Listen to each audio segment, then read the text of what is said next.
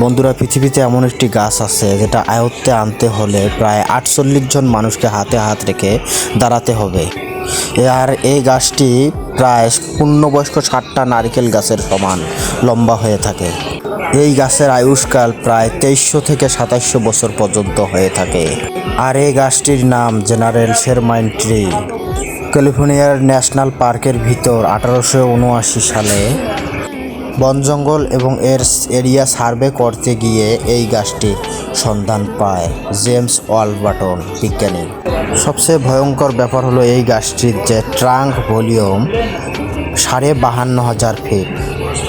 এই গাছটিকে দেখার জন্য বছরে ক্যালিফোর্নিয়া ন্যাশনাল পার্কে প্রায় 10 লক্ষ লোক এখানে আসে এবং ভয়ানক দুর্যোগ, ফরেস্ট ফায়ার, বড় বড় দুর্যোগ মোকাবেলা করে এই গাছটি দাঁড়িয়ে থাকে।